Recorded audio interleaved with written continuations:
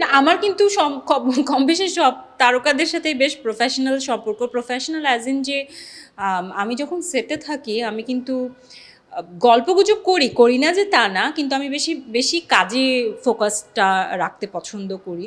কারণ বিশেষ করে অ্যাক্টিংয়ের জায়গায় কী হয়, একটু ক্যারেক্টারের মধ্যে থাকতে হলে একটু স্পেস, নিজস্ব একটা স্পেসে থাকতে হয়, একটু কম কথা, একটু কম ইয়ে। তো ওভাবেই আমি চেষ্টা করি থাকবার। বাট নিশো ভাইয়ের সাথে কাজের এক্সপিরিয়েন্স কি বলবো, নিশো ভাই তো নিশো ভাই মানে উনি অনেক কথা বলেন, অনেক গল্প করেন, অনেক কথা শেয়ার করতে পছন্দ করেন। আমি আমাদের যখন প্রোমো রিলিজ হয়েছিল ওই সময় আমি বলেছিলাম যে ওই সময় পাশাপাশি উনি অনেক কাজ করছিল। দাগি রিলিজ পেয়েছিল, তাণ্ডবের ক্যামিও শ্যুটও উনি করছিল ওই সময়। তো ওই ভেতরে যে ইনসাইড স্টোরিগুলা দেখা যেত যে উনি আমাকে এসে এসে সব বলতো। তাণ্ডবে যে উনি ক্যামিও করছিল এটা আমার মনে হয় কেউ জানার আগে আমি আগে জানতাম। মানে আমাকে মানে আমি অবাক হয়ে গেছিলাম যে আসলেই আপনি ক্যামিও করছেন না। উনি আবার কোনটা সত্যি বলে কোনটা দুষ্টামি করে বোঝাও যায় না, বাট উনি খুব সিরিয়াসলি উনি আমাকে মানে ক্যামিওটাও উনি কিভাবে কি করছে পুরো গল্পই উনি আমাকে শেয়ার করে দিল। তো এরকম উনি আমার সাথে শেয়ার করতো আর কি, কি হচ্ছে না হচ্ছে সব বিষয়ে। সো ওভাবে ভালোই ছিল। আমি আসলে বেশ একজন স্পন্টেনিয়াস অ্যাক্টর আমি বলবো। স্পন্টেনিয়াস অ্যাজ ইন যে আমার ক্যারেক্টারটা বুঝবার জন্য আমি কিছু স্টাডি করি। যেমন ধরেন আমি যদি বলি তুফানের কথা, তুফানের জুলি ক্যারেক্টারটা বেশ ইয়াং একটা ক্যারেক্টার ছিল।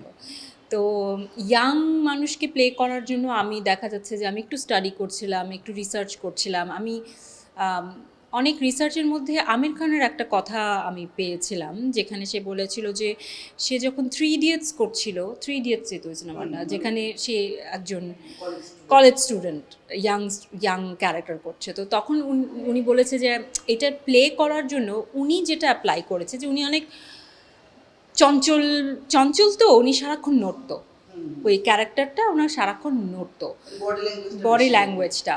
তো ওই ইন্টারভিউ থেকে আমি অনেক কিছু পিক করেছিলাম। সো নড়াচড়া মানে এমন না যে সারাক্ষণ নড়াচড়া, বাট বডিতে অলওয়েজ একটা রিদম থাকে।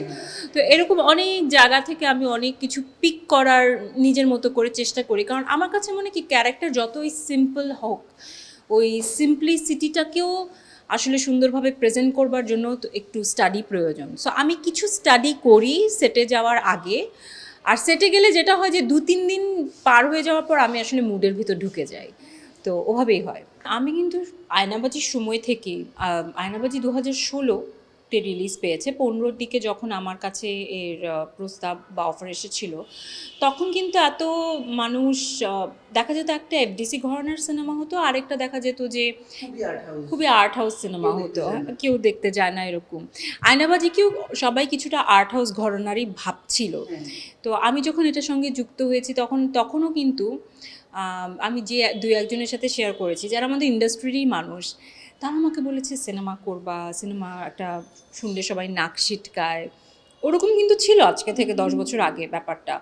But I took that attempt.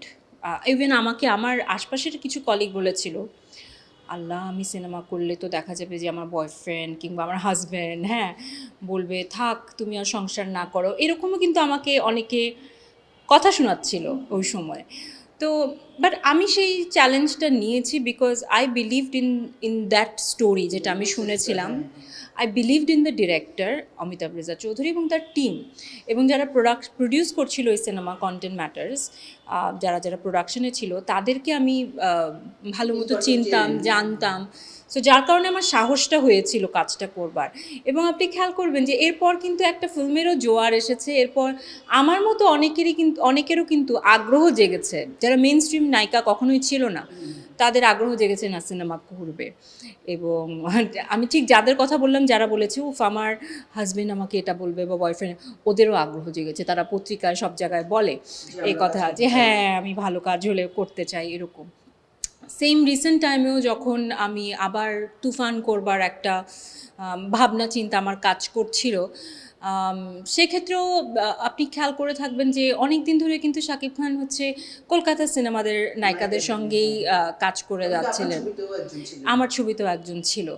আহ, তো সেখানেও আমার কাছে মনে হয় যে আবার আমি সেই চ্যালেঞ্জটা, এটা কোনো চ্যালেঞ্জ যদিও ছিল না, সেটা একটা, হ্যাঁ, আবার আবার একটা ফ্রেশনেস আনা আর কি, যে আবার কেউ ওনার সঙ্গে পেয়ার আপ হচ্ছে আমাদের দেশ থেকে। অ্যান্ড আই অলওয়েজ ফেল যে ওয়াই নট, আমাদের দেশ থেকে কেন না, কেন সবসময় পার্শ্ববর্তী দেশ থেকে হতে হবে ওনার পাশে। তো এরপর থেকে দেখেন আবারও কিন্তু অনেকের, and it's a very positive thing. আমি আমি জিনিসটা আমার দেখতেও ভালো লাগে যে তাই হচ্ছে। ইয়েস ইয়েস ইয়েস, অ্যান্ড প্রত্যেকে অত্যন্ত সুন্দরী, অত্যন্ত ট্যালেন্টেড। সো আমার কাছে মনে হয় যে আমাদের দেশের সুপারস্টারের সাথে আমাদের দেশের নায়িকাদেরই হচ্ছে চান্স পাওয়া বেশি উচিত। আগে পরের বিষয়টা না, আমার কাছে মনে হয় যে I just took that first step. আমার কাছে মনে হয়েছে যে একটা গ্যাপের পর তো ফিল্ম যেহেতু অনেক ভালো ভালো ফিল্ম হচ্ছে, শাকিব খানকে ঘিরে অনেক ভালো সিনেমার চিন্তা ভাবনা হচ্ছে, এটা সবার জন্য খুব পজিটিভ। অ্যান্ড আই থিঙ্ক সবারই সবার সঙ্গে সাফল করে করে কাজ করা উচিত।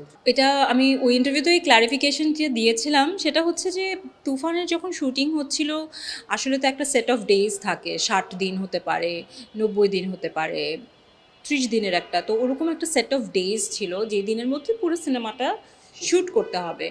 তো যেটা হয়েছে যে প্রথমে তুফান আর শান্ত দুটো ক্যারেক্টার, তো তুফানের পার্টের গল্পটা আগে শ্যুট হয়েছে, যেহেতু চুল বড়র একটা বিষয় রয়েছে। তো পরে শান্তর ক্যারেক্টারটা পরে শ্যুট হবে, তখন চুল কেটে ফেলবে। তো যার কারণে হয় কি, যখন আমরা একটু শ্যুট শুরু করি, আমরা একটু ধীর গতিতে হেলে ধুলে আস্তে ধীরে একটু যত্ন নিয়ে কাজটা শুরু করি, একটু সময় নিয়ে ধরে ধরে কাজ করি। তো যার কারণে যেটা হয়েছে যে যদি সময়সীমা এতটুকু হয়, দেখা যায় যে তুফানের পার্টটা শ্যুট করতে একটু বেশি সময় নিয়ে লেগে গিয়েছিল, এবং শান্তর পার্ট শ্যুট করার ক্ষেত্রে তখন একটু তাড়াহুড়া লেগে গেছে, যার কারণে আমার অনেক এরকম সিনস ছিল যেগুলো আসলে শ্যুট করার সময়টুকুও পাওয়া যায়নি। সো এই বিষয়ে এরপর থেকে আমি আরেকটু বেশি সচেষ্ট থাকবো। প্রত্যেকটা বিষয় তো একটা এক্সপিরিয়েন্স, আমি শিখলাম এখান থেকেও যে না, নিজের নিজের চরিত্রের ব্যাপারে বা এটা শ্যুট হতে হবে, বা আমি যেটা জানতাম সেভাবেই হওয়াটা, কতটুকু হওয়া যায় ওটা নিশ্চিত করতে হবে আর কি। ওজন ওজন যথেষ্ট বেড়েছে গত বছরের তুলনায়, বাট আমার প্রয়োজন হলে, কখনো চরিত্রের প্রয়োজন হলে আমি কমিয়েও ফেলতে পারি, যেটা আমি তুফানের সময় করেছিলাম। তো সেটা আমি করে ফেলতে পারি, আমার জাস্ট একটা মোটিভেশন দরকার। এই তো। আর বয়সের ক্ষেত্রে অনেকেই বলে আমি ageing backwards, I don't know, হয়তো একটু নিজের যত্ন ইদানিং বেশি নেই, সেটা কারণ হতে পারে। ভালো খাবার খাই, ভালো ঘুমানোর চেষ্টা করি, ঘুমটা নিয়ে একটু কষ্ট হয়। হাজব্যান্ড তো আছে, কিন্তু হাজব্যান্ডও জব করেন, হ্যাঁ। তো হয় কি যে ফ্যামিলিরও প্রয়োজন হয়, ফ্যামিলিতে আরও অনেক বেশি মানুষেরও প্রয়োজন হয়, সেই সাপোর্টটা আসলে আমার একেবারেই কম বললে চলে, বা নেই এর সমান বললেই চলে। আমার মা আছে, তো আমি যখন শুটিংয়ে যাই তখন আমার মাকে ডাক দিই, তখন ওটুকি। বাট বাকি সময়টা আসলে আমি পুরো হ্যান্ডেল করি। বা আমি যদি শুটিংয়েও যাই, আমার মন মগজ সব কিছু কিন্তু বাসাতেই থাকে, আমি ফোনে ফোনে এটা হবে ওটা হবে না সব কিছু মেনটেন করি। তো it's a double duty overall, মানে মা হওয়ার পর থেকে কিন্তু আমার কোনো ছুটিই নাই। হ্যাঁ।